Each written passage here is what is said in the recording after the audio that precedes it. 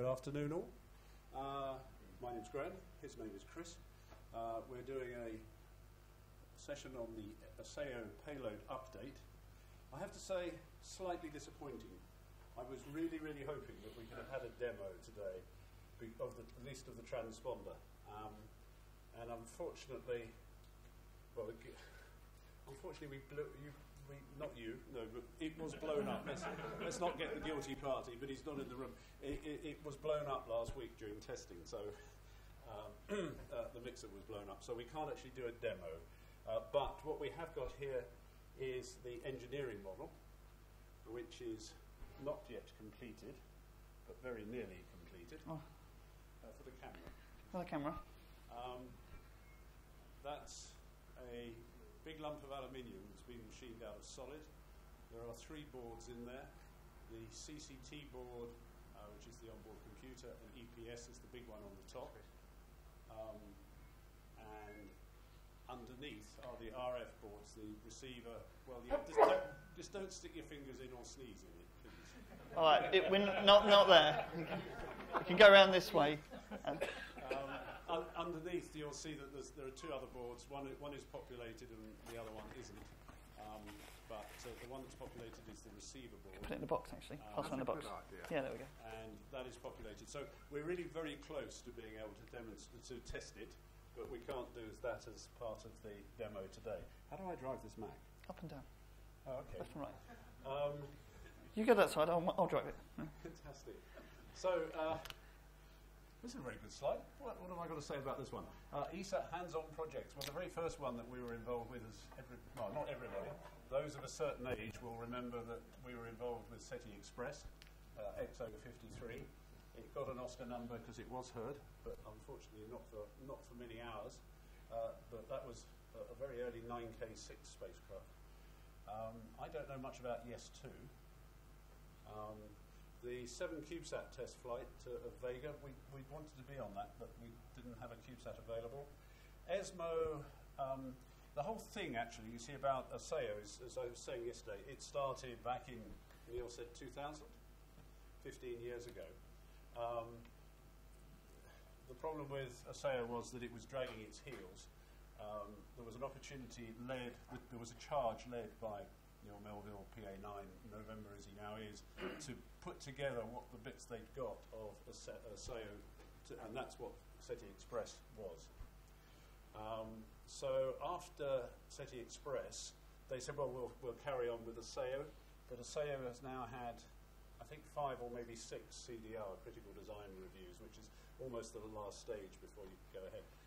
But it's not yet happened. ESMO was a similar one, a European student moon orbiter. That was done here for 2 or 3 year project here at Surrey, I believe. SSTL, yeah. SSTL, was it? Okay, SSTL led. And that closed, it's a polite word, isn't it? Project closed.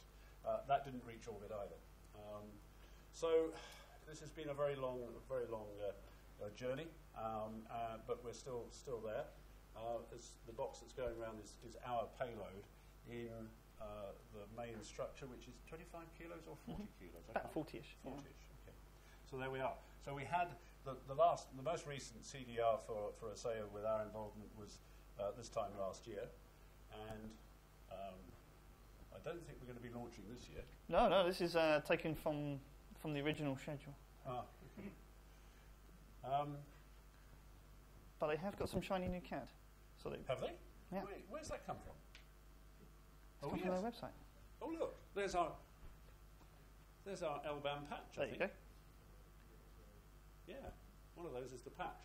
Oh, that's really good. So we've got a powerful transmitter there. That on 145 megs. I couldn't yesterday remember what the power was. I think it's about a watt, isn't it? Yeah, about a watt. Yeah, fine. We've got the telemetry downlink, and it's FunQ compatible. Yeah. And we're also providing, in the same way that we've provided for UCube, a backup redundant communication system in case their one doesn't work as well as they were hoping. That's what it says. So it's a nice exploded diagram or exploded pictures of the spacecraft. Hopefully the spacecraft won't actually explode. But I think, as I said yesterday, the VHF antenna is on the top, and then there are various trays. Those of you who've been involved in days before of microsats will recognise the tray technology. And obviously our L-band patch is on the bottom, which should be Earth-facing. I guess over to me. And then over to... Yeah, I've got... Oh, you've got your own. Fantastic. And I guess here's really where sort of I wanted to give more of an update of what sort of has gone on. So last time we talked about ESEO last year, we were sort of at the development board sort of level, and what we were doing is building up the SDR utilities that were actually going to go all operating on the one chip. And the one chip is a 32-bit AT32 processor. It's an industrial automotive part. And what it was doing is we had two students called Eduardo and Victor, and that was their program that they were working on over the summer. So it's a program called Science Without Borders, which is where Brazilian students can come over to the UK to get their credits within their university. It's again just opening doors with them, showing them what it's like to live perhaps out in Europe, and they had a real blast and they were really fantastic. Eduardo in particular was working on sort of the more front end sort of pieces, and Victor was in fact working on the control area network. So this is what they both looked like, actually smiling, because by the time they actually left, they were actually decoding packets. So with this development board, we were actually generating a signal that was good enough in the correct AO73 format to actually work. And let's see if this... yeah, the audio is just me going, yeah, it's working. And I can just tell you that.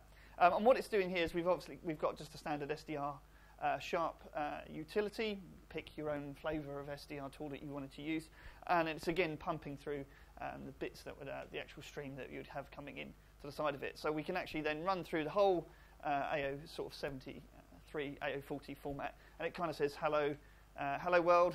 This is the ESEO mission payload from Eduardo, Victor, A, B, C, D, E, F, G, etc., etc. Graham, David, Chris, etc. From the system.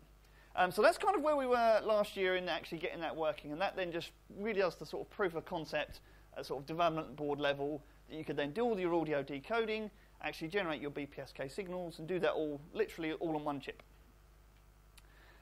Then there were two other unfortunate fellows, Ben and Ben, who were then to then take this development sort of platform and then to build it into the real board. And what you're actually seeing there is their second revision of that. So the board that's going around, the one that's on the top, is the one that they generated themselves.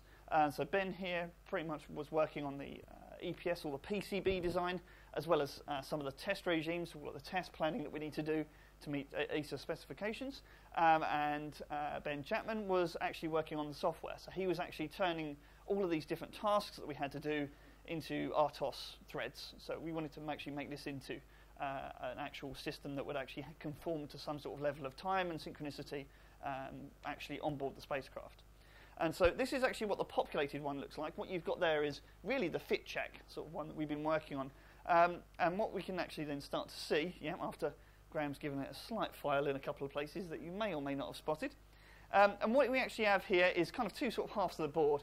One which is taking an assumed unregulated bus that can handle anything from 14 to 28 volts, and then can then regulate that then for the rest of the actual circuit board. They've done a heck of a lot of work here. You can see there's all sorts of things that's gone on with regards to sort of thermal padding, as well as following some of the best practices. But really we were sort of generating sort of everything down from here, and you have to literally try it on all sorts of inputs with the required loads, and that's been done effectively with Graham and David G0MRF at the Space Centre. All of these different things here are used for different parts of the boards. So the 3v3 is just your regular IC sort of logic, but the 9 volt and the 6 to 9 volt sort of switches, that is for the high and low power modes of telemetry. So the actual modes that we can have are, I think it's 100 milli, and then the high power one is the 1 watt. And so at VHF that should be very, very loud. So the next part from that is then sort of combining it all together. And really what we were doing is at the Marsham sort of workshop is then starting to debug this, go into the sort of nuts and bolts of really what we wanted to do and how we were sort of generating it. So this is one of the, in fact this is yours, isn't it, Duncan? This is your oscilloscope that we borrowed here. And you can see sort of that sort of 0.7 second tone that you typically see on the sort of FunCube system before you have BPSK. Now, what we were doing when we were at Martlesham was really sort of trialling out what we needed to do sort of on top of this. So we needed to generate the 1K2 signal. We needed to do that, and so what we were doing is then testing that out. So Graham was sitting at one end of the desk, probably about this sort of distance, and we were sort of generating the sort of 0.7 second tone, and then having to then generate the actual signal to then move on to decoding it. This is just a test frequency. David had knocked up, a front end that I could plug something into that we could then sort of test. The next part then is going, well, okay, we've now been asked by ESEO and AlmaSpace to generate then a signal that then can do 4 times that level of speed. So it's then just a case of messing around with the actual filter responses as well, both on the board, actually manually tweaking various voltages to match various carrier signals, but then also providing the root raised cosine sort of filtering actually on the actual chip as well. So we actually had those filters there to go into the bigger sort of wider mode, and this is just making sure that things were matching up. You can see a very nice BPSK sort of signal there. And what we were then doing is you can very faintly see these sort of bands of sort of 4K8. So we really have to try and think about what we're going to do. And of course, it didn't necessarily work quite so well. So I'm waiting really in the next steps, which is then plugging in the real front end, then actually onto the system itself.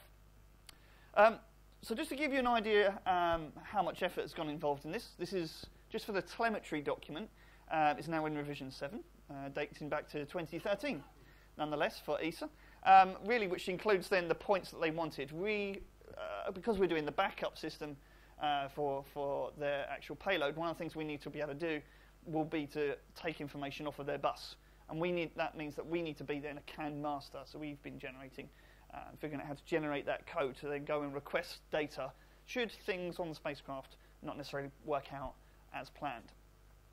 So this routing mode itself, again, it goes through some of the same sort of standard equations. If we use the regular AO4073 sort of format, you're going to have the 0.7 second tone, you're going to be able to have enough time for one packet, and that meets essentially this sort of 5-second sort of frame that we wanted to conform to, so that there really wasn't much change to do, both in the specification for FunCube, but also in the 5-second formats, and keeping to the timing as well for the high data rate telemetry as well. So there's lots of different telemetry types that is used on FunCube. So typically what you'd have is you'd have your 5-second sort of beam, where you can have real-time data, you might have whole orbit data, fitter messages, your high rate information in there. And what we would essentially want to do is change that so that we then have at least some real-time data coming from that, and then we would then need to then transmit a much wider sort of signal, which is then going to be used from the actual ESEO payloads. We haven't necessarily had that discussion as to what they want us to put on the bus and how, but we're essentially operating this router mode, which allows us to then transmit just essentially an extra three more packets in the time that we'd actually only transmit 1. So, Graham, I was wondering if I could borrow you for perhaps this part. This is the RF board. One of. This is the L-band. This is the L-band receiver. It's actually 2 receivers, because we have got 2 FM receivers, one for the users and one for the command ding. And I hope you can't read the crystal frequencies. Anyway. Skip. There we go.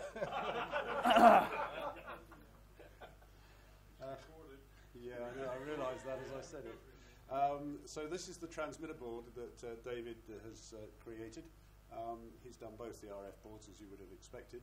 And somewhere in there is a mixer that got rather hot, but we won't talk about that. So you can see the progress that we've got to, and the testing shows the spectrum there, which is that's he's repaired it. That's after he's repaired it. Oh, yeah. Good. Fantastic. So he's just repaired it, and that can show you then what the signal actually looks like. And that's on the right frequency, that one. Yeah. So that's brilliant. And then we've done the fit checks, as you can see the evidence of. There was a little dremeling going on here on Friday afternoon. Missed a couple of bits. Yeah, we're pretty good, considering the number of holes in that big board to get all those bolt holes to line up. And anyway, so that's true. So next steps. Yeah. delivery of the end item data package acronym by the end of next month. And we've got to deliver the board as well, the whole thing. Yeah, in his email, he actually specifically does not mention the delivery of the board. Oh, so okay. I'm thinking that we could just deliver the documents and then Oh, maybe you won't notice. That would be fine. Yeah, if we just get the documents to them. We'll keep working on it. But yes, so these are all specific sets of documentation that total up to. The key is the telecom for authorization for delivery. That delivery is of the board. Okay, so we've got another month. So we've got another month. Okay, that's good. Yeah. So, and then we've got to do a lot. Well, before that, we've got to do a lot of testing and a lot of documentation. Yeah. So if anybody's got a thermal chamber spare, that would be quite useful. Yeah. What's that? And that's it, really. Yeah, we need to record. Rinse, repeat. Sorry, Yeah. I hadn't So read this we obviously need to then start recording those signals once we've got the representative front ends on, so that Duncan can actually start generating the dashboard software. We can then build up the software modes and capabilities as we go. As we talk to ESA and Alma Space, we'll know perhaps what pieces are vulnerable, which pieces need to be made redundant. But that's essentially where we are at the project. From this time last year, we're in dev boards. Now we're in at a point where we're at EM. So hopefully this time next year we'll be FM and delivering and then reporting back about what would go on in Italy. I hope so. Yeah. Hope so. And that is it. Thank you.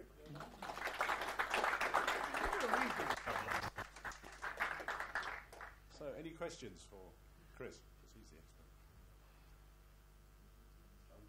Brilliant. Thank you very much.